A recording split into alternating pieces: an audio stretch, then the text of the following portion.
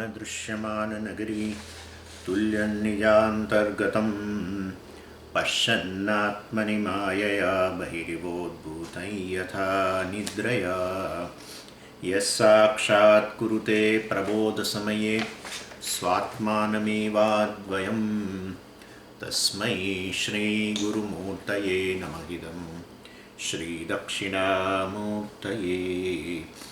बीजस्यान्तरिवाङ्कुरो जगदिदं प्राङ्निर्विकल्पं पुनः मायाकल्पितदेशकालकलना वैचित्र्यचित्रीकृतं मायावीव विजृम्भयत्यपि महायोगी वयस्वेच्छया तस्मै श्रीगुरुमूर्तये नमः इदं श्रीदक्षिणामूर्तये तस्मै श्रीगुरुमूर्तये नमः इदं श्रीदक्षिणामूर्तये। ॐ सहना भवतु सहनौ भुनक्तु सह वीर्यं करवावहै तेजस्विनावधीतमस्तु मा विद्विषावहै। ॐ शान्तिः शान्तिः शान्तिः। सदाशिवसमारम्भां शङ्कराचार्यमध्यमाम् अस्मदाचार्यपर्यन्तां वन्दे गुरुपरम्पराम्। ॐ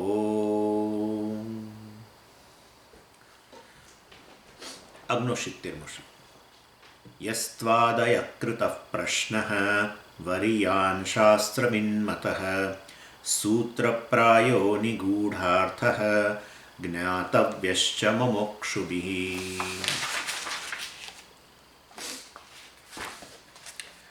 એટલે ટીચર જે છે આચાર્ય ગ્લોરી મતલબ કે આ ઉપદેશની બ્રહ્મવિદ્યાની એમ તો બ્રહ્મવિદ્યાની મહિમા અહીંયા જે છે સ્તુતિ કરી રહ્યા છે અને અર્થાત આ ખરેખર ઉપદેશનો તો હજુ આરંભ થયો જ નથી। ઉપદેશના આરંભ કરતાં પહેલાં આ રીતે અપરોક્ષ જ્ઞાનમાં નિષ્ઠા વગેરેના માટેનું મૂલ્ય એ આચાર્ય સમજાવી રહ્યા છે અને કહેવામાં આવ્યું અંદર કે વાસ્તવમાં ઉપનિષદ તો કે હું બ્રહ્મ છું, પરંતુ જ્યાં સુધી હું આ વસ્તુમાં સ્પષ્ટ ન હોઉં અને સ્પષ્ટ હોઉં છતાં પણ વારંવાર વિપરીત ભાવના વગેરેને કારણે હું આ વસ્તુમાં નિષ્ઠ ન થઉં તો પછી કંઈ એનો અર્થ નથી। તો આ બધી વસ્તુઓ ખાલી એક એકેડેમિક પરસ્યુટ જ છે। અર્થાત જેમ વ્યક્તિને બીજી બધા વિષયોની માહિતી હોય વિજ્ઞાન વગેરેની કે અન્ય કોઈ જ્ઞાનની માહિતી હોય એ પ્રકારે આ પણ એક જ્ઞાન બ્રહ્મજ્ઞાનની માહિતી છે એની પાસે કે આ રીતે શાસ્ત્ર હું બ્રહ્મ છું એ બધી વાતો કરે છે, પણ એને પોતાને એ અહમને બ્રહ્મ સાથે સાંકળી શક્યો નથી। અને એના માટે કેવું સરસ ઉદાહરણ આપવામાં આવ્યું કે આ મતલબ કે આવી વ્યક્તિ જે જાણે છે કે હું બ્રહ્મ છું છતાંય હું બ્રહ્મ છું એ નથી જાણતો, મતલબ કે નિષ્ઠ થયો નથી। કે બે ઉદાહરણ સરસ ઉદાહરણ આપ્યા। એક તો રાજાનું ઉદાહરણ આપ્યું કે જેણે રાજ્ય ગુમાવ્યું છે, રાજ્ય ગુમાવ્યું અને એને બીજા શત્રુઓએ એને તગેડી મૂકે બિચારાને અને હવે ફરે છે એટલે બહાર વનમાં જ રહે છે ને ઘણીવાર આવે છે રાજ્યની અંદર ને બધે કહેતો ફરે છે હું રાજા છું રાજા છું, પણ ખરેખર તો એવું એ ખાલી કહેવાનું જ છે, કારણ કે એ શત્રુઓને મારીને કાઢે અને ફરી પાછળ રાજ્ય સંભાળે તો એ ખરા અર્થમાં રાજા છે, બાકી હું રાજા છું બોલ્યા કરે એવાથી ખરેખર રાજા બની જતો નથી। અને બીજું ઉદાહરણ પણ સરસ આપવામાં આવ્યું કે જેમ પેલો ગરીબ ખેડૂત હોય અને અને ખરેખર ગરીબાઈ હોય અને માંડ એનું નાની જમીનનો ટુકડો અને એમાં ખરાબ પાછી જમીન એટલે એમાંથી બહુ ઉપજ વગેરે ન થતી હોય અને એટલે માંડ એના કુટુંબનું પૂરું કરતો હોય, એવી વ્યક્તિને કોઈ આવીને કહે કે ભાઈ તારા તો ખેતરની અંદર આ ચરુ દાટેલા છે એવું મને મારા પિતાજી કહીને ગયા છે, એટલે ત્યારે અને એ વ્યક્તિને વિશ્વાસ હોય કે આ વ્યક્તિ ખોટું ના કહે, એટલે ખેડૂતને વિશ્વાસ છે કે આ ખોટું તો ન જ કહે, એટલે હવે હજુ તો કશું બહાર કાઢ્યું નથી જમીનમાંથી એ પહેલાં જ બધે કહેવા માંડે કે હું તો તમારા બધા કરતાં પણ ધનવાન છું, મારી પાસે ખૂબ ધન છે વગેરે। અરે ભાઈ પણ તું ખોદીને બધું બહાર કાઢું ને તારા હાથમાં આવે ત્યારે વસ્તુ સાચી ને, આવું બોલ્યા કરવાનો શું અર્થ છે એમ। એટલે એવી સ્થિતિ આપણી છે, ગરીબ ખેડૂત જેવી છે। આપણે કયા કરીએ ખરા હું બ્રહ્મ છું, અહમ બ્રહ્માસ્મિ એવું બધે વેદાંતિક સર્કલમાં આપણે બોલીએ ખરા, પરંતુ એને હું ખરેખર વાસ્તવમાં એટલે આપણે નિષ્ઠ ન થયા હોઈએ બ્રહ્મની અંદર અને આવી રીતે બોલ્યા કરીએ એનો કોઈ ફાયદો નથી. એટલે એ રીતે શ્રવણ મનન નિધિધ્યાસન વગેરે કરીને છેવટે આ બધા ખડકો ને બધું દૂર કરીને માટી ખડકો બધું દૂર કરીને હાથમાં ધનનો ચરુ આવે અને પેલી વ્યક્તિ ધનનો સાચા અર્થમાં ધનવાન બને. એવી રીતે અહીંયા પણ આપણે પણ આ શ્રવણ મનન નિધિધ્યાસન વગેરેથી છેવટે બધા જ્ઞાન પ્રાપ્ત કરીને આપણા સાચા અર્થમાં ધનવાન બનીએ, હું અર્થાત બ્રહ્મવાન બનીએ, એટલે એમ કહેવાનો આશય છે.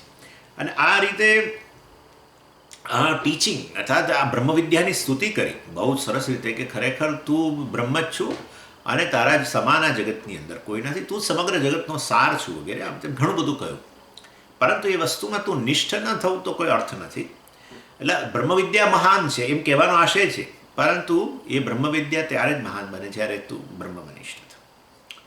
હવે એ તો બ્રહ્મવિદ્યાની સ્તુતિ કર્યા પછી હવે આ જે શિષ્ય છે એની પ્રશંસા અહીંયા આપણે આ 69માં શ્લોકની અંદર કરે છે.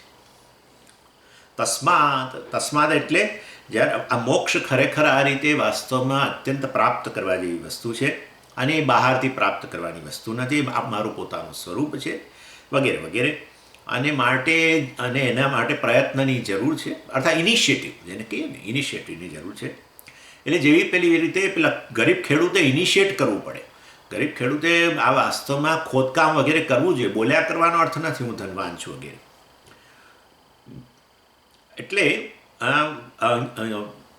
મતલબ કહેવાનો આશય એવો છે કે આ પ્રયત્ન ન કરીએ ત્યાં સુધી આ વસ્તુ આપણને આપણા જીવનમાં કોઈ એનો અર્થ રહેતો નથી. એ વસ્તુ માટે કહેવામાં એટલે ઘણીવાર મોટી ઉંમર એટલે આ તો બરાબર છે, આપણે બધા લોકો તો વર્ષોથી હવે જોડાયા છીએ, પણ બાકી ઘણીવાર મોટી ઉંમરે પ્રયત્ન કરે પણ પછી એટલો સફળ નથી રહેતો એ પ્રયત્નમાં. આપણે જોઈ શકીએ છીએ કારણ કે પેલી જે હેબિટ્સ પડી ગઈ હોય છે ને, જે આપણી જૂની ટેવો, એને કાઢવાનું મોટી ઉંમરે અઘરું છે કારણ કે બહુ દ્રઢ થઈ ગયેલા છે વાસનાઓ, એટલે કે સંસ્કાર જે ગણો તે કે હેબિટ એ બધી ખૂબ દ્રઢ થઈ ગયેલી હોય છે. એટલે જગત વિશેની ફરિયાદો, પોતાના વિશેની પણ ફરિયાદો હોય, આપણા કુટુંબીઓ વિશેની ફરિયાદો હોય, આ બધામાંથી ભલે ને ગમે એટલું કહે કે તમે બ્રહ્મ છો ને બધું બ્રહ્મ છે ને વાસ્તવમાં આ રાગદ્વેષ દૂર કરો ને, પણ એ બહુ ઝાઝું કામ પછી નથી કરતું, બહુ મોટી પાકટ ઉંમરે એ નથી. એટલે વ્યક્તિ જેટલો જલ્દી એની અંદર પ્રવેશે એટલું વધારે સારું છે. ને એ વસ્તુ જાણે કે આ શિષ્યની પ્રશંસા કરીને કહેવામાં આવે છે કે શિષ્ય તું બહુ ખરેખર ધન્ય છું કે તું આ બધા પ્રશ્ન કરું છું ને તું ઘણી નાની ઉંમરે આવે વગેરે એ બધું પણ અંદર ગણી લેવાનું. આ આચાર્ય જ્યારે એની પ્રશંસા કરી રહ્યા છે હવે 69માં શ્લોકમાં, ત્યારે કહે છે ત્વયા કૃતઃ પ્રશ્ન વરીયાન. એણે પ્રશ્ન કરેલો ને, જો તમને યાદ હોય તો 51માં શ્લોકની અંદર આપણે જોયા પેલા 7 પ્રશ્નો એણે કરેલા. કોનામ બંધ, કથમેશ આગત, કથમ પ્રતિષ્ઠા, અસ્ય કથમ વિમોક્ષ, કહ અસૌ અનાત્મા, પરમઃ કહ આત્મા, તયો વિવેક કથમ એતદ ઉચ્યતામ વગેરે એમ કરીને 7 પ્રશ્નો એણે 51માં શ્લોકની અંદર કરેલા. એટલે ત્વયા કૃતઃ પ્રશ્ન, તારા દ્વારા જે પ્રશ્ન થયો હતો એ ખરેખર વરિયાન એટલે ખૂબ જ શ્રેષ્ઠ પ્રશ્ન તે કરેલા. 7fold ક્વેશ્ચન, 7 પ્રશ્નો જે નો સમૂહ હતો એ 51માં શ્લોકમાં. એના માટે અહીંયા આચાર્ય એક જ શબ્દ વાપરે છે, પ્રશ્ન એમ. અને એ પ્રશ્ન તારો ઘણો શ્રેષ્ઠ હતો. કેમ? શાસ્ત્રવિન્મત. શાસ્ત્રવિન્મત એટલે શાસ્ત્રવિદ અને મત, શાસ્ત્રના જાણકારો જે છે, શાસ્ત્રવિદ એટલે જે ખરેખર ગ્રેટ આચાર્ય, જે શ્રેષ્ઠ આચાર્યો જે છે એના દ્વારા પણ મત સંમત, એ લોકો પણ આની સાથે તારી સાથે સંમત થાય છે કે આ તારો પ્રશ્ન શ્રેષ્ઠ છે. અર્થાત આવો જ પ્રશ્ન હોવો જોઈએ એમ, એ પ્રકારનો કહેવાનો અહીંયા આશય છે. આવો જ પ્રશ્ન હોવો જોઈએ. અને ભગવાને જેના માટે તમને યાદ હોય તો પરિપ્રશ્ન શબ્દ વાપર્યો. તદ્વિધિ પ્રણિપાતેન પરિપ્રશ્નેન સેવયા. એટલે પરિપ્રશ્ન કે પ્રશ્ન શબ્દનો અર્થ વેદાંતની અંદર આવો થાય છે કે તમારો પ્રશ્ન આટલા 7 તબક્કાઓમાંથી પસાર થયેલો હોવો જોઈએ. તમારો પ્રશ્ન જે છે શાસ્ત્ર વિશેનો આટલું હોવું જોઈએ. એની અંદર પહેલું શું હોવું જોઈએ? તમારો પ્રશ્નમાં હાઉ ટુ આસ્ક એ વસ્તુની સ્પષ્ટતા હોય. હાઉ મચ ટુ આસ્ક, શું કેવી રીતે પૂછવું, 1 કેટલું પૂછવું, 2 ક્યારે પૂછવું 3, ક્યાં પૂછવું 4, અને કોને પૂછવું એ 5. એટલે આ વસ્તુઓ જે છે what, when, how, where, whom, how, how much. એટલે આ બધું હાઉ તો જાણો હું 2 વાર બોલી ગયો, ચાલો. એટલે કહેવાનો આશય છે આટલી વસ્તુ, શું પૂછવું સ્પષ્ટ હોય, ક્યારે પૂછવું સ્પષ્ટ હોય, ક્યાં પૂછવું સ્પષ્ટ હોય, કેટલું પૂછવું સ્પષ્ટ હોય, અને કેવી રીતે પૂછવું સ્પષ્ટ હોય. બસ એનું નામ પરિપ્રશ્ન. એટલે આપણે તદ્વિધિ પ્રણિપાતેન પરિપ્રશ્નેન. પરિપ્રશ્ન આવું કહેવાની શું જરૂર હતી ભાઈ? પરિપ્રશ્ન, પરિતઃ પ્રશ્ન પરિપ્રશ્ન, આમ તો એવું કહેવાય પરિતઃ.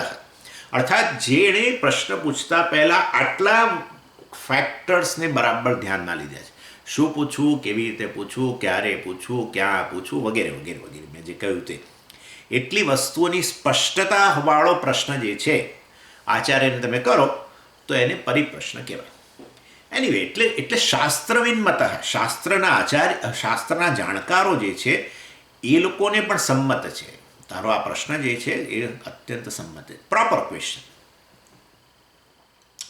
અને કેવો છે પ્રશ્ન એના વિશે કહે છે સૂત્રપ્રાય. સૂત્ર શબ્દનો અર્થ થાય છે ટૂંકમાં. સૂત્રપ્રાય એટલે યોર ક્વેશ્ચન ઇઝ બ્રીફ. એટલે અને આ તમે જુઓ છો સામાન્ય રીતે, તમે એને જોયું જશે કેટલા આચાર્યોના તમે ક્વેશ્ચન આન્સર સેશનમાં જાઓ તો સામાન્ય રીતે ત્યાં ઇન્ડિયામાં કેવું હતું અમારે કે પ્રશ્ન કરવાનો હોય ને તો કે સાંજના સત્સંગમાં પ્રશ્ન કરજો. એટલે એના માટે શું કરવાનું, એ વખતે ઊભા થઈને નહીં કહેવાય. એટલે કે તમારા પ્રશ્નો, એટલે એવું હતું કે સત્સંગ હોય ને તો પહેલાં જાણી લે કે ભાઈ પ્રશ્નો છે કે નહીં તો પછી એમ કે ભાઈ તમારો સમય ન બગાડો, મારો ન બગાડો, એમ કરીને જવા દે.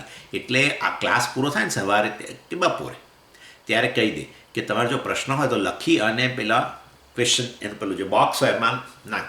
એટલે પછી 7, 7:30 થાય ને એટલે સાંજે, એટલે પછી કોઈ વ્યક્તિ અંદર જુએ કે બધા પ્રશ્નો છે તો પછી જઈને પેલા ટીચરને કહે કે છે પ્રશ્નો, તો પછી આવે આચાર્ય, જે તે આચાર્ય, હું નામ નહીં આપું બધું, પણ આમ એવી રીતે નહીં. એટલે એ આચાર્ય બહુ સ્પષ્ટ હતા અમારે કે ભાઈ તમે, હું આવું ને પછી બેસું, ભાઈ તમે બોલો પ્રશ્ન છે કે, તો કે અમારે કોઈ પ્રશ્ન નથી, તો પછી આવવાનો અર્થ નથી.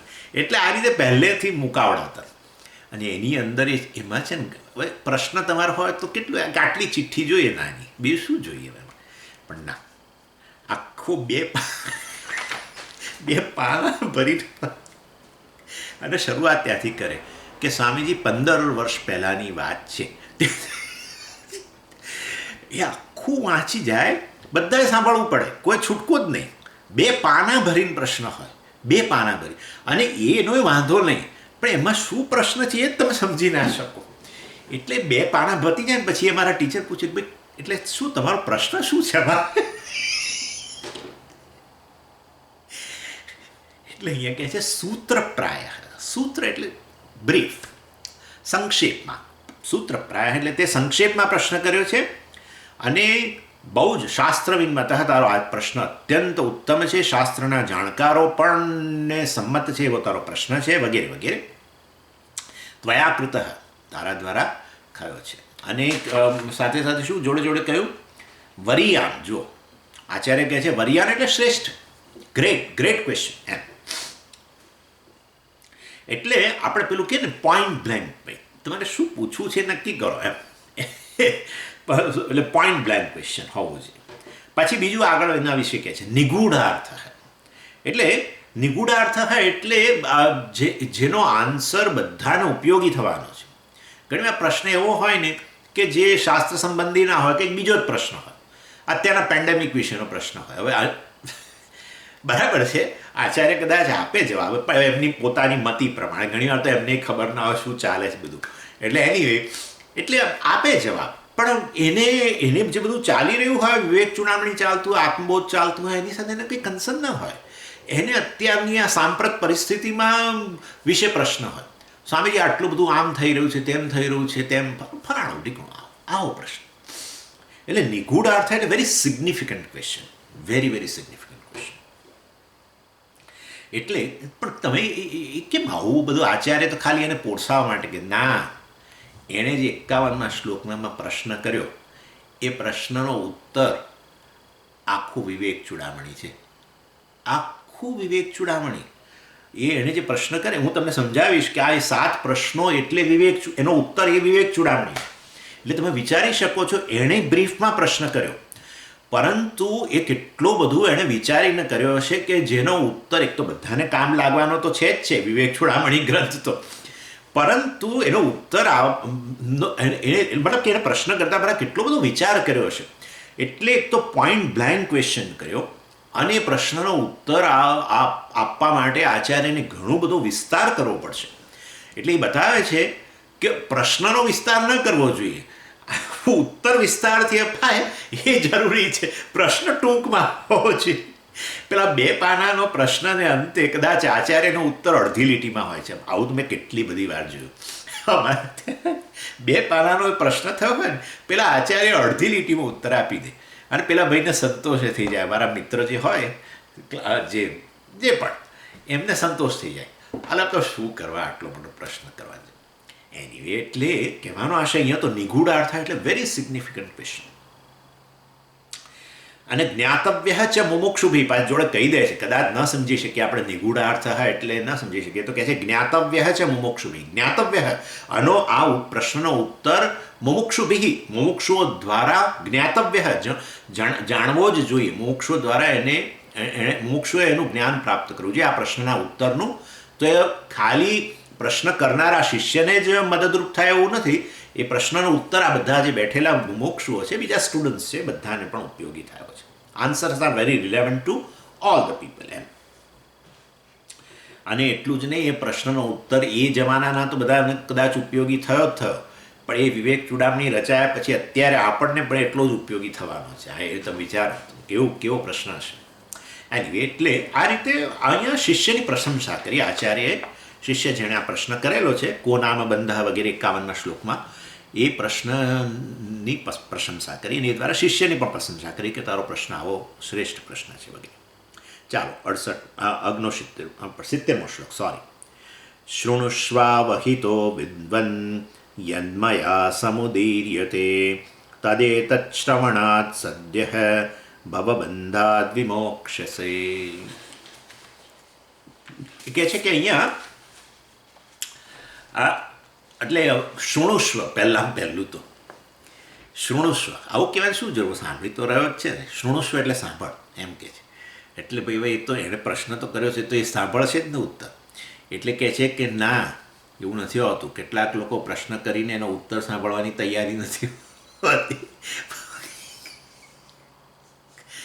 આ બધું અત્યારે લાગુ પડે છે. આ કશું ખોટું છે જ નહીં. હું તમને બતાવું કેવી રીતે લોકો કરતા હોય છે. કેવી રીતે ખબર પડે કે એમને એ પ્રશ્ન કરે છે ને એનો ઉત્તર સાંભળતા નથી? કારણ કે 2 દિવસ પછી એનો એક પ્રશ્ન ફરી કરે છે. 2 દિવસ પછી એનો એ જ પ્રશ્ન ફરી કરે. એટલે 2 દિવસ પહેલાં મેં ઉત્તર આપ્યો ત્યારે તમે ક્યાં હતા? પરંતુ પ્રશ્ન ખાલી કરે, ઉત્તર સાંભળવાની બિલકુલ તૈયારી ના હોય. એમાં એવું હોય છે કે some kind of an excitement હોય છે ને, પ્રશ્ન કરવા દ્વારા એક્સાઇટમેન્ટ અનુભવતા હોય છે કેટલાક લોકો. અને માટે એ પ્રશ્નના પ્રેમમાં પડી ગયેલા હોય છે, એ જે તે પ્રશ્નના. કેવી રીતે ખબર પડી સ્વામીજી તમને?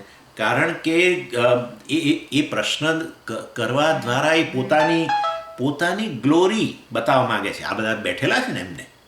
એટલે એ પ્રશ્ન સ્વામીજી અવિદ્યા ક્યાંથી આવે? આમ કરીએ સ્વામીજી અવિદ્યા ક્યાંથી આવે? આમ એટલે અને પછી આજુબાજુ જુએ આમ, મતલબ કે કેવો પ્રશ્ન કર્યો છે મેં, તમે જુઓ એમ. વોટ કાઇન્ડ ઓફ ક્વેશ્ચન, કેટલો ગંભીર અને કેવો પ્રશ્ન કર્યો છે, જેનો કદાચ ઉત્તર હવે આ સ્વામીજી તતપપ થઈ જવાના છે, હવે નહીં આપી શકે. અને એટલે હદ સુધી આ ચેમ્પિયનો એમ કે આ પ્રશ્ન તો મેં સ્વામીજી પૂજ્ય સ્વામીજીને કર્યો હતો. Means what? હવે તમે સમજી ગયા છો કે એણે પ્રશ્ન કર્યો પૂજ્ય સ્વામીજી, અને પૂજ્ય સ્વામીજીએ જવાબ આપ્યો, પરંતુ એણે ઉત્તરને ડ્રોપ કર્યો અને પ્રશ્નને જાળવી રાખ્યો. આટલું જ થયું ને. પ્રશ્નને તમે જાળવી રાખ્યો અને ઉત્તરને ડ્રોપ કર્યો, મતલબ કે પ્રશ્નના પ્રેમમાં પડી ગયા છો. તમે જે વસ્તુને પકડી રાખો છો એના પ્રેમમાં પડી ગયા છો. એટલે ઉત્તર સાંભળવાની તો બિલકુલ તૈયારી જ નથી. આવું કહે છે કે અમે સ્વામી ચિન્મયાનંદજીને પ્રશ્ન કરેલો આ તો, અને આ તો અમે પૂજ્ય સ્વામીજીને પ્રશ્ન કરેલો, અને મતલબ કે એ પ્રશ્ન તમને કરીએ છીએ, મતલબ તમે જે ઉત્તર આપશો એની અમે ચિંતા નથી કરવાના. તમારે પછી બીજું કોઈ આવશે અહીંયા ક્લાસ લેશે તો એને અમે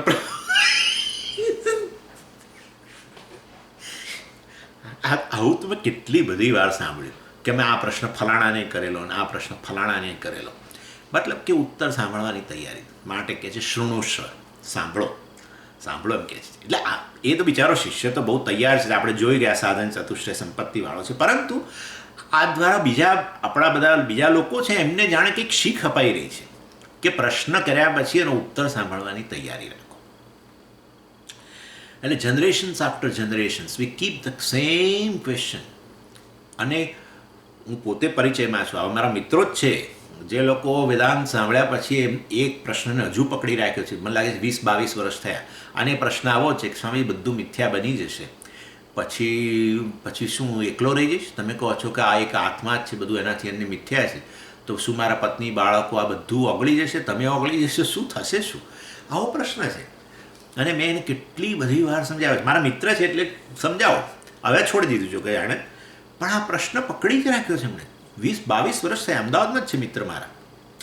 નથી, હું સમજાવું છું મિથ્યા એટલે જુદી વસ્તુ છે આમ તેમ, પણ નથી સમજતા. કેટલા ઉદાહરણો આપ્યા અને કેટલું કર્યું. મતલબ કે પ્રશ્નમાં રસ છે, ઉત્તરમાં રસ નથી. Anyway, so do not fall in love with the question, એમ કહેવાનો આશય છે.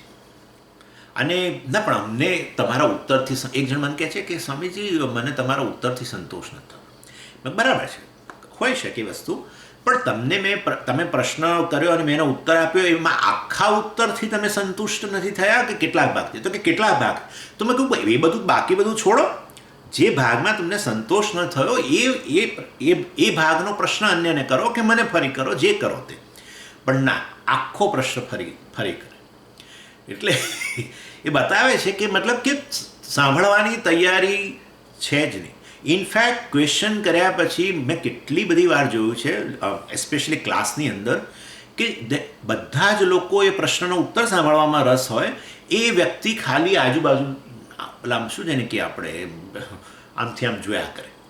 અરે ભાઈ, હું તમને ઉત્તર આપી રહ્યો છું, તમે તો પહેલાં ધ્યાન આપો, બીજા બધા તો ધ્યાન આપશે, પરંતુ એ વ્યક્તિ જ ધ્યાન ના આપે. એ વ્યક્તિ એ રિસ્પોન્સ જુએ કે બધા લોકો મારી તરફ કઈ રીતે જુએ છે કે હા કેવો સુંદર પ્રશ્ન કર્યો છે. આવી બધી વસ્તુ, મતલબ કે કેટલી સિન્સિયરિટી છે આપણી, એ બધી વસ્તુઓમાંથી દેખાઈ આવે છે. એટલે સો ધીસ ઇઝ શૃણુષ્વ એટલે I am going to give the answer, please listen એમ.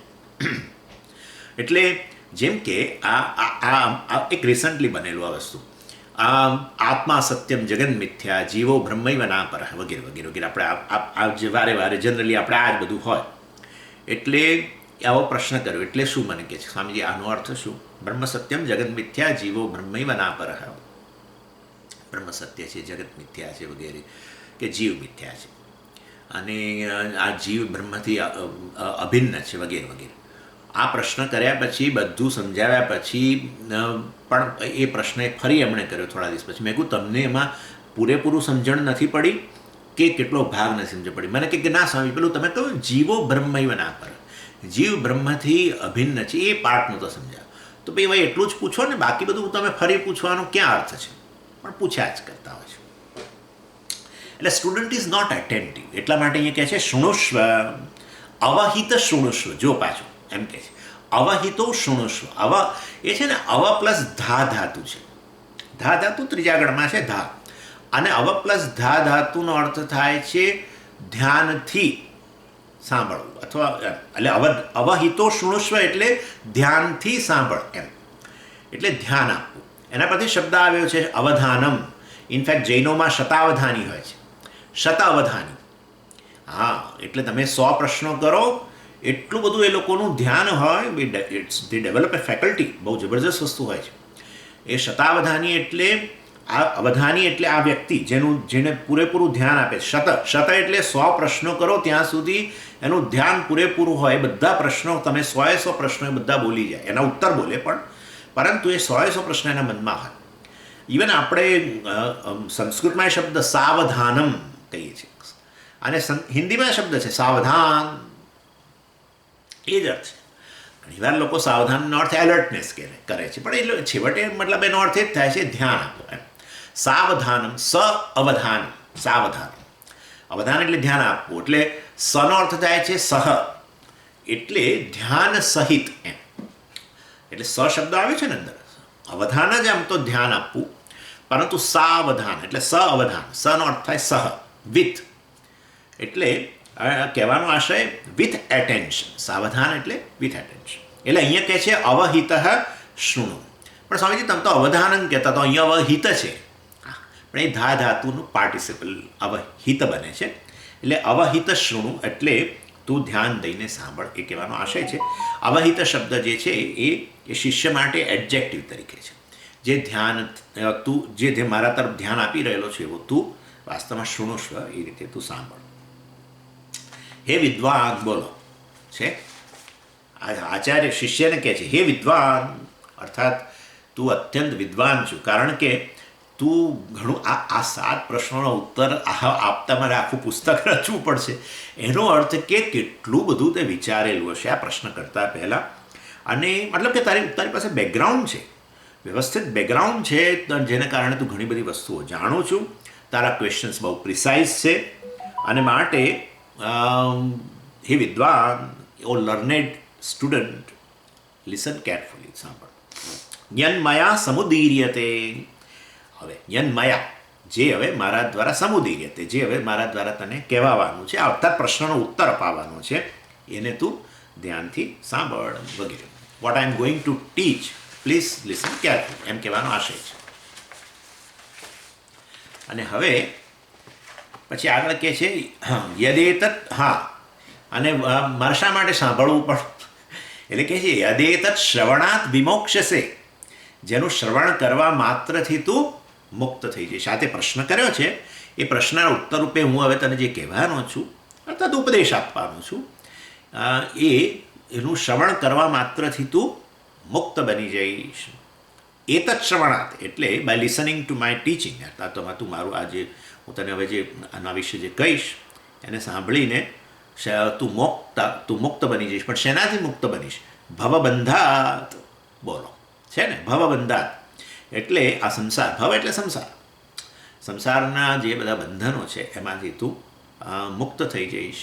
કેટલો સમય લાગશે મહારાજ આ બંધનમાંથી મુક્ત થતા? એટલે અહીંયા ટીચર બહુ એલર્ટ છે, બહુ તમે વિચારો. એ શ્રવણાત વિમોક્ષસે કહી દે છે. એ આમ તો કોઈ દિવસ આવું આપણે જોયું નથી. શ્રવણથી મોક્ષ મળી જશે એમ કહે છે. એનો અર્થ શું? શ્રવણ મનન નિધિધ્યાસનની જરૂર નથી? ના પણ હોય, ના પણ હોય. ભાઈ શિષ્ય તૈયાર છે, આપણે પહેલાં જ જોઈ ગયા. સાધન ચતુષ્ટય સંપત્તિ ધરાવે છે, અને એ તો ખુદ આચાર્યએ જ કહ્યું કે તું ધરાવું છું. આવું આચાર્ય પ્રમાણપત્ર આપ્યું. હું તમારી જાતને બહુ પ્રમાણપત્ર આપું, વિવેક છે, વૈરાગ્ય છે, બરાબર, તિતિક્ષા છે, બધું. પરંતુ આચાર્યએ એને પ્રમાણપત્ર આપેલું કે તું ખરેખર ધન્ય છું ને આમ ને તેમને બધું, તે તારું કુળ પવિત્ર કર્યું ને વગેરે વગેરે, ઘણું બધું પહેલાં પણ કર્યું. એટલે અને તું અત્યંત સાવધાન છું, અને તો પછી કેવળ આ શ્રવણ માત્રથી તું મુક્ત થઈ શકું છું. બહુ રેર વસ્તુ છે, રેર વસ્તુ છે, પરંતુ થઈ શકે છે સિસ્ટમેટિકલી. આ વ્યક્તિ મતલબ કે આ જે કંઈ જ્ઞાન અપાય છે એનું કેવળ શ્રવણ કરવાથી મુક્ત થઈ શકે છે. અને મનન નિધિધ્યાસનની જરૂર ન હોય, વ્યક્તિ એટલો પરિપક્વ હોય, તૈયાર હોય. તો સદ્ય પાછું જોડે કહે છે. સદ્ય આપણે જાણીએ સદ્યો મુક્તિ બોલીએ છીએ ને, સદ્યો મુક્તિ એટલે આ હમણાં જીવનકાળ દરમિયાન જ. એટલે અહીંયા પણ સદ્યનો અર્થ થાય છે ઇમિડિયેટલી. આ શ્રવણ કરવા માત્રથી તું મુક્ત થઈ જઈશ. અને આમાં ફાળો આવું તે મનન નિધિધ્યાસનની જરૂર ન હોય એવું બની શકે છે. અને એમાં વ્યક્તિનો ફાળો હોય, વ્યક્તિનો પ્રારબ્ધનો ફાળો. એમાં એવું હોય છે. એટલે અહીંયા આ દેશની અંદર મા બાપનો બહુ દોષ કાઢતા હોય છે છોકરાઓ જનરલી, કે તમે મારો ઉછેર બરાબર ન કર્યો, ફલાણું ઢીકણું બધું. ટુ એન એક્સટેન્ટ સાચું છે, ટુ એન એક્સટેન્ટ. કારણ કે મા બાપ જરા કંઈ જુદી પ્રકૃતિના હોય ને ઘણી વાર. અને દાખલા તરીકે 2 બાળકો હોય ને, 2 બાળકો વચ્ચે 1 વર્ષ 2 વર્ષનો ફેર હોય, દીકરો દીકરી હોય કે 2 દીકરીઓ હોય કે 2 દીકરા હોય, જે હોય તે. પણ એમાં મા બાપ ઘણીવાર શું કરતા હોય છે કે કમ્પેરિઝન બહુ કરે. લોકો આવે એમને ત્યાં ગેસ્ટ આવે ને, એને જો અમારો આ દીકરો તો છે ને ભણવામાં હોશિયાર, આ દીકરો તો છે ને આવો, અને આ બધું અમારે થોડું આ બીજો છે અમારે બધું એવું ચાલે, થોડો ઢીલો છે, આવું જાહેરમાં બોલે. અને આ વસ્તુની અસર બહુ થતી હોય છે, બહુ જ થાય. એ લોકોને ખ્યાલ જ નથી આવતો કે આટલી કુમળી વયના છોકરાઓ પર શું અસર થાય નહીં. અને આવા બાળકો, હવે એ છોકરો ખરેખર એનું પુણ્ય હોય અને આવા પરિચયમાં આવે ને આ બધું, અને ભણે બિચારો, અને હું બ્રહ્મ છું બધું પણ પેલું એના મનમાં જે આ ઘર કરી ગયેલું હોય કે હું તો નકામો છું, nobody loves me, nobody tax care of me, હું ખરેખર કશું કરવા માટે શક્તિમાન જ નથી, આ પ્રકારની પ્રેજ્યુડાઇઝ વગેરે જો ડેવલપ થઈ ગઈ હોય તો પછી એ નિધિધ્યાસને પણ એને બહુ દીર્ઘકાળ સુધી કરવું પડે. કારણ કે કુમળી વયની અંદર જ આ બધું, આ બધી વસ્તુઓ આવા પ્રકારનો એનું પ્રારબ્ધ જરૂર ખરું, પરંતુ મા બાપનો આ પ્રકારનો ફાળો, આવો પ્રકારનો ઉછેર જ એમાં એવું થયું હોય કે જેને કારણે વ્યક્તિને હવે કેવળ શ્રવણથી કોઈ ફેર ન પડે. શ્રવણથી સાંભળી લે કે હું બ્રહ્મ છું, પરંતુ એને આ બધું મનન ને નિધિધ્યાસનની અંદર એને ખૂબ દીર્ઘ સમય સુધી કરવું પડે, બિકોઝ ઓફ ધીસ ડિપ્રાઇવેશન, રિજેક્શન થયું હોય ને તો. એટલે પણ અહીંયા આ તો એવું માનીએ છીએ કે આ જે શિષ્ય હશે એને કદાચ એવા સુંદર મા બાપ મળ્યા છે, ઉછેર વ્યવસ્થિત થયો હશે વગેરે, અને એને કારણે શ્રવણાત્મ મોક્ષ હશે, અને માટે એને બહુ જાજુ નિધિધ્યાસન, બહુ એવા ઇમોશનલ ઇસ્યુઝ કોઈ રહ્યા નહીં હોય. અને મનન વગેરે પણ બહુ નિકાલ પ્રશ્ન જે રીતે કર્યો છે, આ 7 પ્રશ્નોનો જે એને જે કર્યા છે એ કેટલું વિચારીને કર્યા છે, જેને કારણે આખું વિવેક ચૂડામણી રચાયું. તો પછી મતલબ કે એની મનમાં ઘણી બધી ક્લેરિટી છે વસ્તુની, માટે કદાચ મનન પણ એને એટલી જરૂરી નિયમ ન પણ હોય, અને ઉછેર વગેરે કારણે ઇમોશનલ ઇસ્યુ પણ એટલા ન હોય, તો નિધિધ્યાસનની પણ જરૂર ન હોય. માટે કદાચ આચાર્ય કહે છે શ્રવણાત એવ વિમોક્ષસે, કેવળ શ્રવણથી જ તું આ ભવબંધાત, આ ભવબંધનમાંથી, સંસાર બંધનમાંથી તું મુક્ત થઈ જઈશ. ચાલો હવે આગળ જોઈએ. મોક્ષસ્ય હેતુ પ્રથમો નિગદ્યતે વૈરાગ્યમત્યંતમનિત્યવસ્તુષુ તતઃ શમશ્ચાપી દમસ્તિતિક્ષા ન્યાસઃ પ્રસક્તાખિલ કર્મણામ વૃષમ. હવે આ 70મો શ્લોક અને 71મો શ્લોક, અને પછી એના પછીનો શ્લોક, મતલબ બંનેની અંદર મોક્ષનો આખો એક રોડ મેપ આપી દે છે.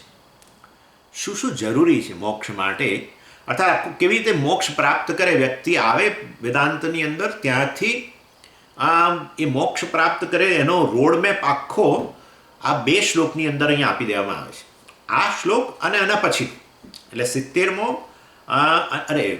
71મો અને 72મા શ્લોકની અંદર આપણે પેલો જોયો 70મો શ્લોક હતો. આ બધું મારે આ નંબરનો એટલો પ્રોબ્લેમ થઈ રહ્યો છે, કારણ કે છે ને મારી પાસે અહીંયા એકમાં એક નંબર છે અને બીજામાં બીજો નંબર છે ને, એટલે મને તકલીફ થાય છે. બે શ્લોકનો કંઈ ફેર પડે છે, એના કારણે આ ગડબડ થાય છે મને. પણ એનીવે, એટલે અહીંયા આ એક સાધક માટે આખો એક રોડ મેપ અહીંયા આપવામાં આવે છે.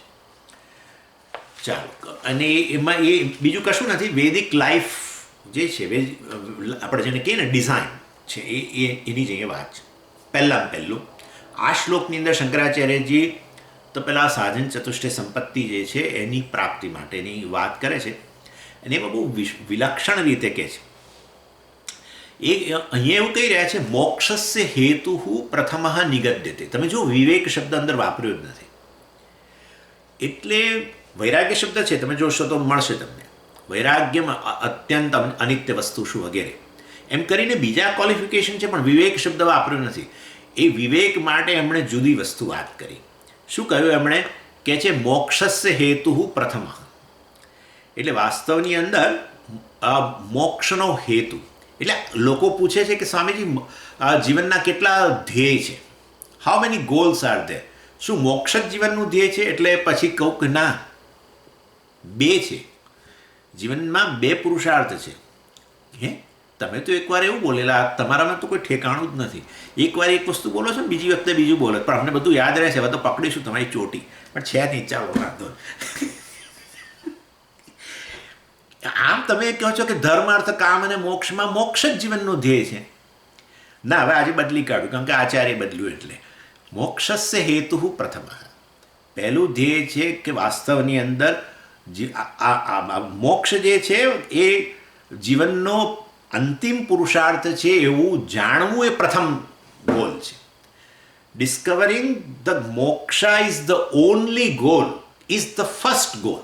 એમ મોક્ષ જ જીવનનું ધ્યેય છે એવું જાણવું મારું પ્રથમ ધ્યેય છે, અને પછી મોક્ષ ધ્યેય છે. સમજી ગયા? Discovering the goal, discovering the moksha is the only goal is my first goal, and then moksha is the goal. કેમ આવું કહો છો ભાઈ? આચાર્ય કહે છે મોક્ષસ્ય હેતુ પ્રથમ. પહેલાં આ જાણો ભાઈ, મોક્ષ પછી પહેલાં આ જાણો કે જીવનમાં એકમાત્ર ધ્યેય મોક્ષ છે. પહેલાં આ જાણવું એ જ મોટું ધ્યેય છે. અને એ કેવી રીતે ખબર પડે? એનું નામ જ વિવેક, પુરુષાર્થ વિવેક. આપણો બહુ વાર વાત કરી છે આપણે, પુરુષાર્થ વિવેક. પુરુષાર્થ વિવેક કરવો એ જ પ્રથમ ધ્યેય છે. એમ એટલે શું કે ભાઈ અર્થ અને મોક્ષની વચ્ચે ખરેખર મોક્ષની જ મને તો ઈચ્છા છે. આ રીતે કામ અને મોક્ષની વચ્ચે ખરેખર મોક્ષની જ મને તો ઈચ્છા છે. એમ એટલે એવું કઈ રીતે? અરે ભાઈ તો આપણે ઘણી વાર વાત થઈ છે. અર્થ એટલે સિક્યોરિટીઝ, મોક્ષ એટલે ફ્રીડમ ફ્રોમ સિક્યોરિટી, ઇનસિક્યોરિટી. આમ સોરી, ફ્રીડમ ફ્રોમ ઇનસિક્યોરિટી. એટલે ખરેખર સિક્યોરિટી મારે જીવનમાં જોઈએ છે કે મારે ખરેખર ઇનસિક્યોરિટીમાંથી મુક્ત થવું છે. બેમાંથી શું છે નક્કી કરો, અને તમને ખબર પડશે કે ખરેખર તમને કોઈ સિક્યોરિટીઝની જરૂર નથી, પરંતુ અસલામતીની લાગણી છે એને દૂર કરવી છે, માટે તમે કોઈ સલામતીઓને વિષયોને પકડો છો. ધન હોય, આ તે બધી વસ્તુ. અને એટલે તમે જે તે સલામતીના વિષયો છે એને તમે પકડો, પછી નથી પ્રાપ્ત કરી શકતા, તમને તમારી અસલામતીની લાગણી દૂર નથી કરી શકતા, માટે પછી એને છોડીને તમે બીજાને પકડો છો. એવું જ થાય છે ને એને, કારણ કે પેલી અસલામતીની લાગણી જતી નથી. I feel that I am insecure all the time. એટલે એના કારણે જે પહેલાં સલામતીનું સાધન માનતો તો એને હવે છોડી દઉં છું, કારણ કે એણે મારી અસલામતી દૂર ના કરી, એટલે હવે બીજાને પકડું, પછી ત્રીજાને. એટલે લોકો ધન પાછળ દોડે ને ધનમાંથી પછી પેલા સત્તા માટે, ફલાણા માટે, ઢીકણા માટે, ને રિલેશનશિપ માટે, ને અનેક વસ્તુ માટે સલામતી એમાં જોઈને એની પાછળ જતા હોય છે. એનો અર્થ એવો થયો કે પેલી અસલામતીની લાગણીમાંથી મુક્ત થયા નથી. એટલે વાસ્તવમાં ખરેખર મને સલામતીના વિષયમાં રસ નથી, મને અસલામતીની જે લાગણી છે, સેન્ટર્ડ ઓન ધ સેલ્ફ, એમાંથી મુક્ત થવું છે. એટલે મોક્ષની ઈચ્છા છે, મુક્તિની ઈચ્છા છે. શેમાંથી મુક્તિ? અસલામતીની લાગણીમાંથી મુક્તિની ઈચ્છા છે. ખરેખર સલામતીના વિષયો કે મારા જીવનનું ધ્યેય નથી. મારા જીવનનું ધ્યેય અસલામતીની લાગણી જે છે, આઈ એમ ઇનસિક્યોર, એ પ્રકારનો જે મારા મનમાં ખ્યાલ છે, એમાંથી મારે મુક્ત થવું છે. જે ક્ષણે મને કોઈ વસ્તુ સલામતી આપી દેશે, અર્થાત મારા વિશેની અસલામતી દૂર થઈ જશે, તો પછી હું કોઈ સલામતીના વિષયો મારા જીવનમાં ગોલ તરીકે રહેવાના નથી. એમ એટલે આ ગોલ છે. અત્યારે શું કે મારે અર્થની જરૂર નથી, પણ મારે ખરેખર તો અસલામતીની લાગણીમાંથી મુક્ત થવું છે, મુક્તિની જરૂર છે. શેમાંથી મુક્તિ? અસલામતીની લાગણી. માટે મોક્ષ જ જીવનનું ધ્યેય છે એ જાણવું એ પ્રથમ ગોલ છે. પછી મોક્ષ ધ્યેય બનશે તો જાણે છે જ. એટલે આ રીતે discovering the moksha is the only goal is the goal right ના, એ પ્રકારનો જાણ. ચાલો, અને પછી કામના વિષય પણ આપણને જાણીએ જ છીએ. ગમે એટલા કામનાના વિષયો પ્રાપ્ત કરીએ તો પણ આપણે જે અતૃપ્તિ જે છે એ તો જતી જ નથી. અનઇઝીનેસ છે આપણે જતી જ નથી, ડિસેટિસ્ફેક્શન જતું જ નથી. અને એ વિષયો કહેવાતા સુખના વિષયો પડ્યા હોય છે તોય સુખ આપતા નથી, ને માટે એને છોડીને હવે નવા વિષયો અને વગેરે વગેરે. અર્થાત સેન્ટર્ડ ઓન ધ સેલ્ફ, જે પેલી સેડનેસ છે, જેને કહીએ ઉણપ છે, એ સેન્સ ઓફ લેક આપણામાં જે છે, એને દૂર કરવા માટે જ આપણા કામનાના વિષયો આપણે પ્રાપ્ત કરતા હતા. પરંતુ એ મને ખરેખર આ આત્મા વિશે જે ઉણપની લાગણી છે એમાંથી મને મુક્ત થવાની મને જરૂરિયાત છે. અને માટે એ દૃષ્ટિએ પણ કામનાના વિષયો જે છે એમાં મને રસ નથી. ખરેખર ઉણપમાંથી મુક્તિની મને આવશ્યકતા છે. શેમાં ઉણપ? અહમની અંદર. હું અમારી જાતને ઊણો માનું છું, લિમિટેડ માનું છું, પરતંત્ર માનું છું, અને એમાંથી મુક્ત થવાની મને જરૂરિયાત જણાય છે. માટે એમાં પણ મોક્ષ. અને ધર્મ વગેરેમાં પણ એ જ રીતે મોક્ષ વગેરે ગણવામાં આવે છે. ધર્મના વિષયો પણ, ધર્મ એટલે પુણ્ય. પુણ્ય શાના માટે કરો છો? ભાઈ હવે ભવિષ્યમાં પણ મને અર્થકામના વિષયો મળે વગેરે વગેરે. અને ધર્મ જીવનમાં હોય ને ધર્મ સાચા અર્થમાં આપણે જે ચર્ચા કરીએ છીએ, હાર્મની વગેરે બધી વસ્તુ, સંવાદિતતા અને આ તે બધું એ હોય તો પણ મનુષ્યને પોતાનો જે મૃત્યુનો ભય વગેરે છે એ તો ધાર્મિક વ્યક્તિને રહે છે જ. અને માટે ભયમાંથી મુક્તિ, મૃત્યુના ભયમાંથી મુક્તિ તો એને પણ હોતી જ નથી. મર્યાદાઓ એને જે લાગે છે, પોતાને ઉણપો જે લાગે છે, ભલે ને ધાર્મિક હોય તેથી શું, ઉણપો તો લાગે જ, પોતાની મર્યાદાઓ તો છે જ. અને એ મર્યાદાઓમાંથી એ હજુ મુક્ત થઈ શક્યો નથી. માટે ધર્મ અને મોક્ષમાં પણ ખરેખર તો મને મોક્ષની જ જરૂર છે. મર્યાદામાંથી મુક્ત થવું છે મારે, અને મુક્તિ જીવનનું ધ્યેય છે એમ. મર્યાદામાંથી મુક્તિ, અસલામતીમાંથી મુક્તિ, ઉણપમાંથી મુક્તિ, એ મુક્તિ જીવનનું ધ્યેય છે. એવું જાણવું, એવો વિવેક કરવો, પુરુષાર્થ વિવેક કરવો, એ પ્રથમ જીવનનું ધ્યેય છે. અને એ નક્કી થઈ ગયા પછી વાસ્તવની અંદર બીજું ધ્યેય તો મોક્ષ જ રહી ગયું ને. હવે બીજા બધા પુરુષાર્થ છૂટી ગયા. હવે પુરુષાર્થ વિવેક કર્યા પછી બાકી બધું છૂટી ગયા, બાકીના 3 પુરુષાર્થ. હવે શું રહી ગયું જીવનમાં? એક જ માત્ર જે મોક્ષ રહી ગયું. એ રીતે 2 ગોલ્સ ઓફ લાઈફ એમ કહીએ. ચાલો, એનીવે, અને આ વસ્તુ આપણે જોઈએ જ છે, આપણે પણ જોયેલું છે. અને એના માટે અર્થકામ પણ સ્વામીજી તો પછી એવું જ હોય તો પહેલેથી લોકો મોક્ષમાં કેમ પ્રાપ્તિ માટે પ્રયત્ન નથી કરતા? કોઈ ના કરે, કોઈ ના કરે. મેં તો એકે એક્સેપ્શન જોયું નથી હજુ સુધી, કોઈ નથી. આવા એ બધા ઉદાહરણો બરાબર છે, નચિકેતા ને એ બધા, એ દે આર રોલ મોડેલ્સ. એ બધું બહુ, એ બધું ઉપનિષદમાં સારું છે. અહીંયા વ્યવહારના કોઈ આવું ન હોય. કારણ કે તમે જીવનમાં થોડા ઘણા અર્થકના વિષયો પ્રાપ્ત ન કરો ત્યાં સુધી આવું એપ્રિસિએશન જ ના આવે.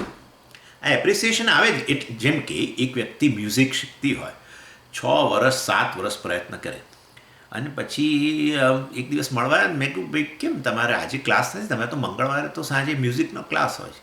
ના સ્વામીજી, મેં છોડી દીધું. મને હવે ખબર પડી કે એ મ્યુઝિક મારા માટે નથી.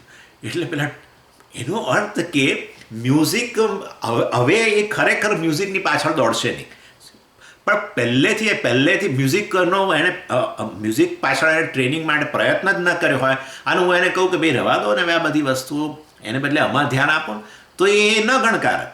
પણ હવે પોતે ટ્રેનિંગ લીધી ને લાગ્યું કે ના, આમાં કંઈ પડવા જેવું નથી, આપણું કામ નથી ભાઈ, it is not my cup of tea. So એટલે અત્યારે ટીચરને 6-7 વર્ષ હેરાન કર્યા, બધા આજુબાજુના પડોશીઓને હેરાન કર્યા, કે ઘરમાં બેસીને જ સા બધું કરતો. એટલે લોકો, આજુબાજુના લોકોને ત્રાસ થયો, અને પોતે પણ હવે જે છૂટ્યું મ્યુઝિક, હવે ફરી જીવનમાં નહીં આવે. એટલે unless you go through at least partially, ત્યાં સુધી આ વસ્તુ નથી સમજાતી. તમે ધન પાછળ દોડો નહીં ત્યાં સુધી તમે ધનની આ પ્રકારના ક્રેવિંગમાંથી મુક્ત થાઓ જ નહીં. એટલે ધન પાછળ થોડા દોડો, અને સાથે સાથે આવું કંઈક સાંભળો, પછી જીવનમાં વિવેક ઉત્પન્ન થાય કે ભાઈ આ બધામાંથી ખરેખર સલામતી મળતી જ નથી. મારે તો આ આત્મામાં અસલામત, હું મારી જાતને અસલામત માનું છું, એમાંથી મને મુક્તિની જરૂર છે. કામનાના વિષયો જીવનમાં હોય જ નહીં. તમે કહો કે આ બધા વિષયોમાં કોઈ સુખ નથી, કોઈ માને જ નહીં આ વસ્તુ. એ તો કે તમને મળતું નથી ને એટલે તમે કહો છો, એવું એ કે જ. અને they are right, very genuine. એટલે અર્થકામના વિષયો જીવનમાં, ધર્મ વગેરે પણ થોડા ઘણા વિશે બધું મેળવેલું હોય ને, ત્યારે વસ્તુ કામ કરતી હોય છે. આ પ્રકારનો વિવેક એ સિવાય કામ નથી કરતો. એનીવે, એટલે અહીંયા એટલે પેલું કહ્યું ત્યાં મુંડકોપનિષદમાં, પરીક્ષ લોકાન કર્મચિતાન બ્રાહ્મણો નિર્વેદમાં. પરીક્ષ લોકાન, આ બધા લોકની પરીક્ષા કરો. એ પરીક્ષા ક્યારે કરે? પહેલાં કંઈ પ્રાપ્ત કર્યું હોય તો હવે પરીક્ષા કરે કે ભાઈ આ બધામાં કંઈ પડવા જેવું નથી. ત્યાં સુધી પરીક્ષા મેળવ્યું જ ન હોય તો શેની પરીક્ષા થવાની છે? એટલે ધન પ્રાપ્ત કર્યું હોય, કંઈક થોડે ઘણા વિશે 2-4 લોકો આપણને જાણતા હોય કે આ તે બધું હોય, તો આપણને થાય કે આ બધામાં બહુ પડવા જેવી વસ્તુઓ નથી.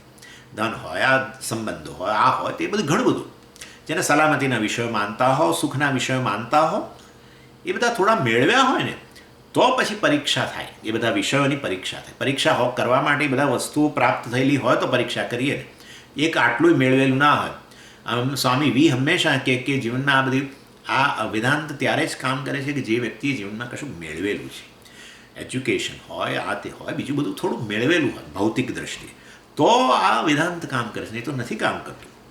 નહીં તો કશું જ મેળવેલું ના હોય ને પેલું સીધો BSc BCom થઈને આવી ગયો હોય, અને આ બધું વસ્તુઓમાં, અર્થકામમાં કશામાં કશું રહ્યું નથી ને બધું બોલે, પણ એ કેટલે અંશે એને આત્મસાત થયું છે એ વસ્તુ બહુ પ્રશ્ન હોય છે.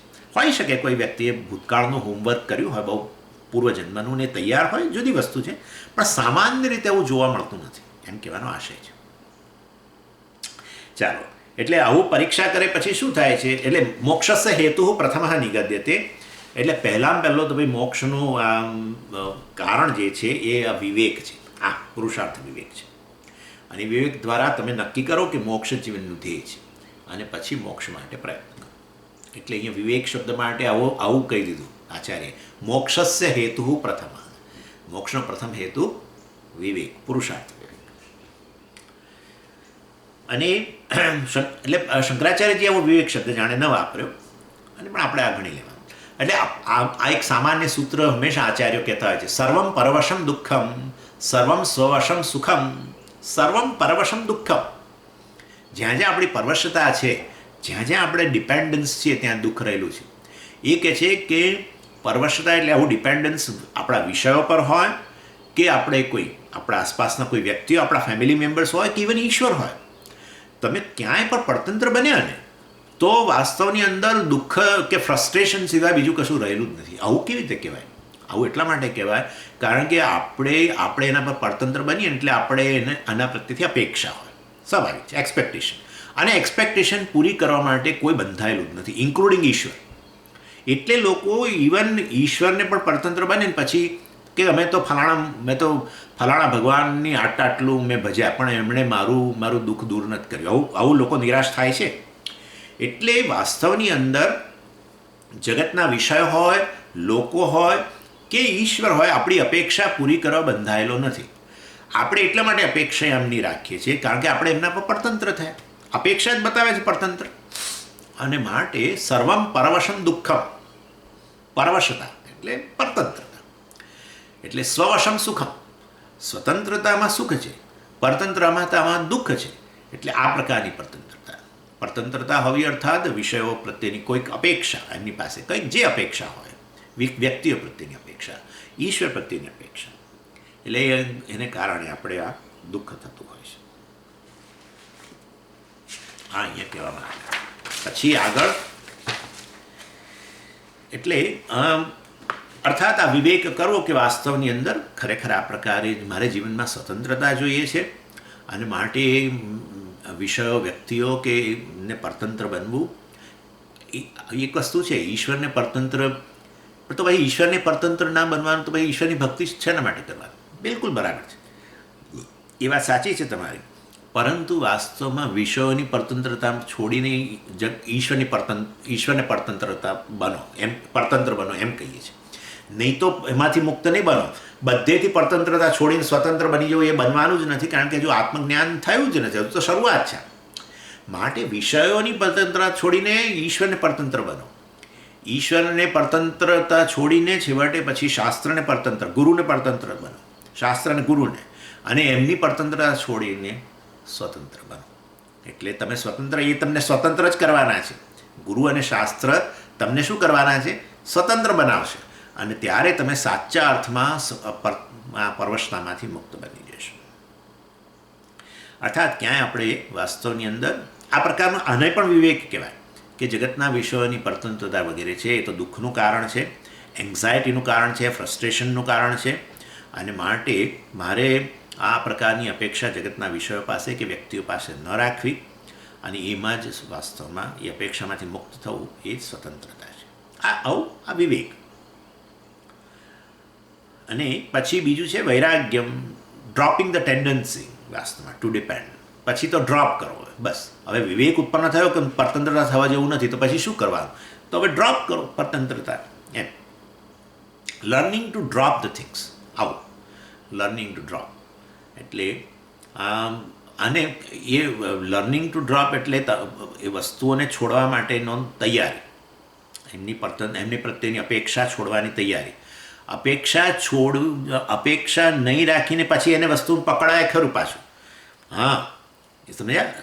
એટલે તમે વિષયોની અપેક્ષા નથી, વ્યક્તિઓની અપેક્ષા નથી. આ સુખ વગેરે માટે જ આપણે તો એની જ મુખ્ય વસ્તુ છે, સુખ, શાંતિ અને સલામતી. આ જ મુખ્ય વસ્તુ છે. એના માટે વિષયોની અપેક્ષા નથી, વ્યક્તિઓની અપેક્ષા નથી વગેરે. અને એવું જાણીને પછી જે કદાચ જીવન વ્યવહાર માટે તો વસ્તુઓ જોઈશે જ તમારે, તો જરૂર વસ્તુઓને પકડો પાછા. પરંતુ તમારા મનમાંથી તો છૂટી ગયું છે. શું છૂટી ગયું છે? કે મારે આ 3 વસ્તુઓ માટે આ બધાની અપેક્ષા રાખવાની નથી. કઈ 3 વસ્તુઓ? સુખ, શાંતિ અને સલામતી માટે મારે આના પર આધારિત રહી શકાય એમ નથી, કારણ કે મને આપશે નહીં અને મને નિરાશ જ કરવાના છે. અને પછી પાછા વિષયોને પકડો. હા, વિષયોને પકડો, વ્યક્તિઓને પકડો, કારણ કે જીવનની અંદર વસ્તુઓની તો આવશ્યકતા છે. પરંતુ જો તમારા મનની અંદર આ પ્રકારની નીડ રહી કે ના, મારે તો બધી વસ્તુઓની જરૂરત છે, તો ખરેખર તમે એને પકડતા નથી, એ વસ્તુઓ તમને પકડે છે એમ કે છે. એટલે તમે પહેલાં જરૂરિયાતમાંથી મુક્ત બનો. સુખ માટે, શાંતિ માટે અને સલામતી માટે આ કોઈ મને કશું આપી શકે એમ નથી, એવી તમે જરૂરિયાતમાંથી મુક્ત બનીને એ વિષયને પકડો જે તમારી જરૂરિયાત હોય મુજબ. પરંતુ એવી તમે અંદરમાંથી અપેક્ષા છોડી દેશો ને, તો હવે એ વસ્તુ કે વ્યક્તિ તમને પકડી નહીં શકે. પણ જો તમારા મનમાં એના પ્રત્યે કંઈ અપેક્ષા હશે અને એ રીતે તમે પરતંત્ર હશો, તો એ તમે એને પકડો એને બદલે એ તમને પકડશે, એમ કહેવાનો આશય છે. અને આપણા આચાર્ય તમને ખબર છે, ઉદાહરણ આપે પેલું લોગ ઓફ વુડ, આ પેલું પાણીનો બહુ જબરદસ્ત પ્રવાહ હોય, પૂર આવ્યું હોય, અને એક વ્યક્તિ આવી રીતે પૂરના પાણીમાંથી બચવા માટે એણે જોયું કે આ મોટું લાકડું તરતું જઈ રહ્યું છે અને માટે એને હું પકડી લઉં તો હું ડૂબી નહીં જાઉં વગેરે. પણ એ પકડ્યા પછી એણે જોયું કે વાસ્તવમાં એ લાકડું જે છે એને પકડતું હતું. એવું લાગ્યું વાસ્તવમાં એણે લાકડાને પકડવું જોઈએ એને બદલે હવે એ લાકડું એને પકડતું એવું લાગ્યું. પછી ખબર પડી કે આ તો મગર હતો. એના જેવી સ્થિતિ થાય છે. એટલે તમે અપેક્ષામાંથી મુક્ત બનો.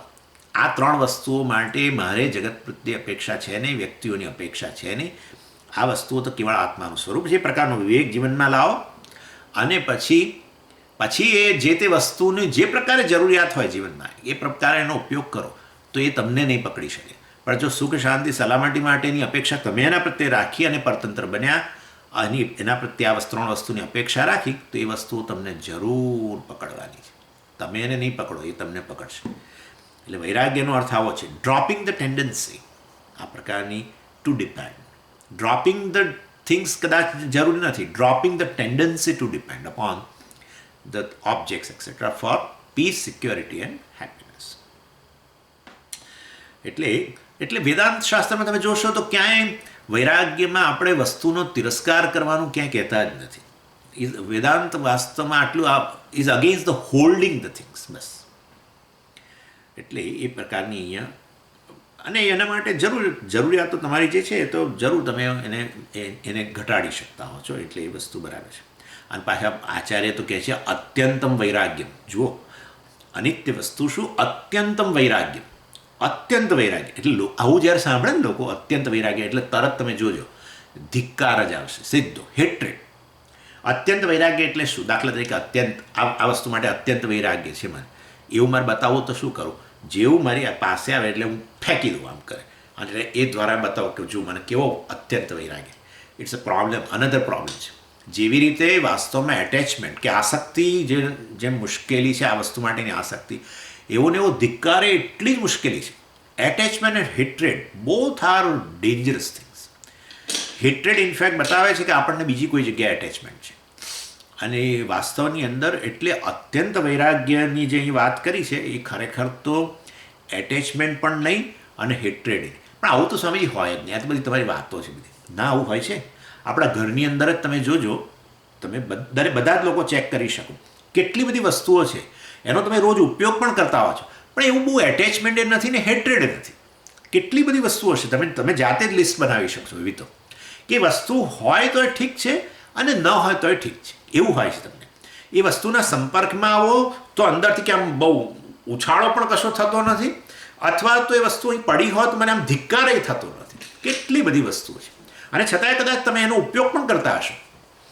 એટલે કહેવાનો આશય એવો છે કે આ પ્રકારની એટીટ્યૂડ કે જેની હાજરીથી ન તો તમને એટેચમેન્ટ ઊભું થાય, ઇલેશન ઊભું થાય, કે જેની હાજરીથી ન તો ધિક્કાર ઉત્પન્ન થાય, તો માનવું કે તમને એ વસ્તુ સાથેનો તમારો સંબંધ આ અત્યંત વૈરાગ્યનો છે.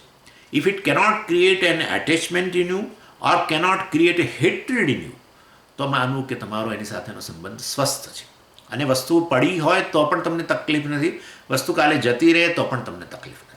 આવી તો કેટલી બધી વસ્તુઓ તમારા મારા બધાના જીવનમાં છે. તમારું કેવી વસ્તુ માટે મને જરૂર વૈરાગ્ય છે, હેલ્ધી એટીટ્યૂડ છે એકદમ, એને અત્યંત વૈરાગ્ય કહેવાય. કારણ કે મોક્ષ માટે જે આસક્તિ એક બહુ મોટો અવરોધ છે, એવું હેટ્રેડ અવરોધ જ છે.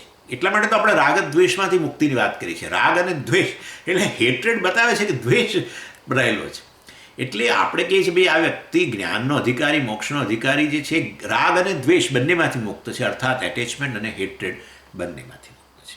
અને એ અત્યંતમ વૈરાગ્યમ એટલે આ, જ્યાં રાગ પણ નથી અને દ્વેષ પણ નથી. કઈ વસ્તુ માટે? અનિત્ય વસ્તુ શું કહી દીધું આચાર્ય, કેવું સરસ. આ બધી વસ્તુઓ અનિત્ય છે ભાઈ. એટલે આ અનિત્ય શબ્દ વાપરીને જ કહી દીધું કે આના માટે વૈરાગ્ય હોવો આવશ્યક છે. આ જે છે ને આ વિશેષણ એને હેતુગર્ભ વિશેષણ કહેવાય. આ વિશેષણ એવું વાપર્યું, વસ્તુ શું, વસ્તુનું વિશેષણ વાપર્યું અનિત્ય. એટલે આ વસ્તુનું વિશેષણ અનિત્ય વસ્તુ કહ્યું, એ અનિત્ય વિશેષણ જે છે એ હેતુગર્ભ કહેવાય. કે અનિત્ય શબ્દ પોતે જ હેતુ બને છે. શાના માટે? વૈરાગ્ય માટે. વસ્તુ અનિત્ય હોય તો તમે છોડવા તૈયાર થશો જ. એફિમેરલ છે વસ્તુ, અનપ્રિડિક્ટેબલ. અનિત્યનો અર્થ થાય છે અનપ્રિડિક્ટેબલ. અને કોઈ દિવસ, એટલે આપણે તો જીવનમાં હંમેશા તમે જોજો, એવી વ્યક્તિઓ જે બહુ અનપ્રિડિક્ટેબલ હોય ને એના પર આપણે ભરોસો નથી રાખતા. આપણે કામે ન સોંપીએ, ઘણી વાર તો કામે ન સોંપીએ એવા વ્યક્તિને. એટલે ભાઈ આ પેલા કે ભાઈ અમને આ ફલાણું કામ સોંપો ને, આ પ્રસંગની અંદર આપણો અત્યારે પ્રસંગ આવે છે, અમને આ કામ સોંપો.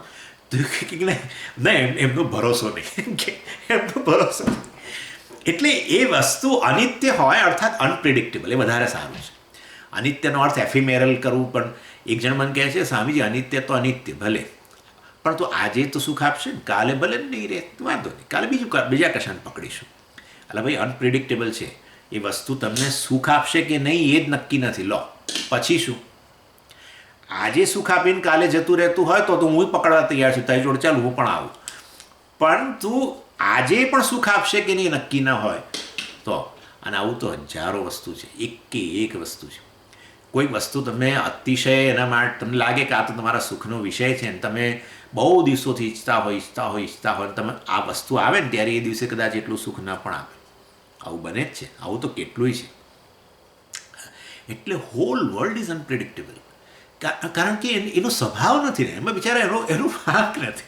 તમે એના પર આરોપ કર્યો છે કે this is source of happiness, અને પછી તમે ઠગાવો, એમાં એનો શું વાંક છે? કારણ કે છે જ નહીં. એ વસ્તુ એક પદાર્થ છે, એક વસ્તુ બરાબર છે, પણ એ તમારા ભોગનું સાધન છે. એ તો તમારો અધ્યારોપ છે, એ તો જીવ સૃષ્ટિ છે ને, તમે અધ્યારોપ કરો છો એના ઉપર. એ તો બિચારું કહેતું નથી કે ભાઈ મને પકડો, હું બહુ સુખનો સ્ત્રોત છું. એવું ઇટ ઇઝ નોટ સે. યુ ઓનલી સુપર ઇમ્પોઝ, અને પછી તમે ઠગાવો, તેમાં એનો શું વાંક? એટલે અનપ્રિડિક્ટેબલ કહીને આપણે એનો તિરસ્કાર નથી કરતા, કારણ કે આપણે ઓલરેડી અધ્યારોપ આ પ્રકારનો કરીએ છીએ. કોઈને સુખનું સાધન માનીએ છીએ, કોઈને દુઃખનું સાધન માનીએ છીએ. વાસ્તવની અંદર સુખ દુઃખ તો પુણ્યથી જાય છે. એટલે ભલી શ્રેષ્ઠ એટમોસ્ફિયર હોય. આ ઉદાહરણ તો બહુ જ મને બહુ ગમે છે. એટલે આમ રસપુરીનું જમણ ને ખમણ ને બધું આમ, અને એટલું બધું ભાવતું હોય છે. ને આજે બનવાનું છે, પત્નીએ પહેલેથી કહી દીધું આવી જજો, સમયસર આવી જજો ઓફિસથી, આમ તેમ હું બનાવવાની છું, પછી તમારી રાહ બધા જોવામાં આમ ને તેમ, અને બધું. અને જમવા બેઠો ને ફોન આવે કોઈકનો, અને એર કન્ડિશનર ચાલુ હોય, કારણ કેરીની સિઝન એટલે ઉનાળો ને, એટલે અને બધું એર કન્ડિશનર ચાલુ હોય, મ્યુઝિક વાગતું હોય, અને બધા જમવા માટે બેસી ગયા, અને તમને બેઠા હોય, અને ફોન આવે, મોબાઈલ, અને ઉચક્યો કહ્યું કે સર આપણે આજે ફલાણી બેચ લીધેલી, જે ફલાણા ડ્રગ બનાવતા હતા એની જે બેચ લીધેલી, આખી બેચ ફેલ ગઈ છે. ઓછામાં ઓછું 30 લાખ રૂપિયાનું નુકસાન મળ્યું, એક બે. આ તો પેલા પ્રભુ મારા સમજી શકતા હશે હું બધું શું બોલું છું. અને બધું ઓલ થિંગ્સ આર ધેર. જે તમે ઈચ્છો છો સુખના વિષયો, લોકો, તમારા મિત્રો બધા, કે તમારું કુટુંબ, અને વસ્તુ બધી ભાવતી, એર કન્ડિશનર ચાલુ, બધું જ છે. શબ્દ, સ્પર્શ, રૂપ, રસ, ગંધ, બધું જ ગોન, બધું નકામું થઈ ગયું. એટલે અનપ્રિડિક્ટેબલ એટલે આ રીતે કઈ વસ્તુ તમને સુખ આપશે એ વસ્તુ નક્કી નથી કરતી, આપણા કર્મો નક્કી કરે છે. આપણા કર્મો નક્કી કરે છે, અને માટે ભલભલી વસ્તુ આપણને સુખ નથી આપતી. પ્રસંગ, કેટલાક લોકો એવા હોય છે, કોઈ ફલાણા પ્રસંગની રાહ જોતા હોય, મિત્રના લગ્ન કે ઘરમાં કોઈકના લગ્ન કે કશું, અને એટલી બધી તૈયારીઓ કરે છે, પોતે બધું લઈ આવે, અને પાછા બધા બધા કપડાં સીવડાવે ને આ કરે ને તે કરે ને, અને આમ એક્સાઇટમેન્ટ હોય કે હવે તો આ દિવસ નજીક આવી રહ્યો છે, અને એ જ દિવસે પણ જાણે કે તબિયત બગડે કે કંઈક કોઈકની સાથે કંઈક માથાકૂટ થાય ને બસ આખો મૂડ જ જતો રહે. આપણને એમાં એ પ્રસંગ ક્યારે પતી જાય એ એવું ઈચ્છીએ આપણે. આવું તો બહુ જ બને છે આ બધું તો. એટલે લોકો અને સુખનું સાધન કહે છે, માનતા નથી કે સુખનું સાધન તો સુખ તો દુઃખ ભારી કમાણી છે, તો એમાં એનો વાંક કશું છે જ નહીં. કોઈ દુઃખનું સાધન નથી ને સુખનું સાધન નથી. અનપ્રિડિક્ટેબલ અનિત્ય વસ્તુ શું? અત્યંતમ વૈરાગ્ય. જીવનના પદાર્થો વ્યક્તિઓ પણ તમે જાણો છો અનપ્રિડિક્ટેબલ હોય છે. એટલે આ રીતે કહેવાનો આશય અનિત્ય વસ્તુ માટેનો આવો પ્રકારનો રાગ પણ નહીં, એમના પ્રત્યે એટેચમેન્ટ પણ નહીં, હેટ્રેડ પણ નહીં. જેવો જીવનમાં જેવો ઉપયોગ કરવાનો હોય જરૂર કરો, પરંતુ ક્યાંય લગાવ નહીં. અને પછી ત્રીજી વસ્તુ આગળ સમાધિ ષટક સંપત્તિની વાત કરે છે, એ આપણે આવતી વખતે જોઈશું. ઓમ પૂર્ણમદ પૂર્ણમિદમ પૂર્ણાત પૂર્ણમુદચ્યતે પૂર્ણસ્ય પૂર્ણમાદાય પૂર્ણમેવાવશિષ્યતે. ઓમ શાંતિ શાંતિ શાંતિ. હરિ ઓમ શ્રી ગુરુભ્યો નમઃ. હરિ ઓમ.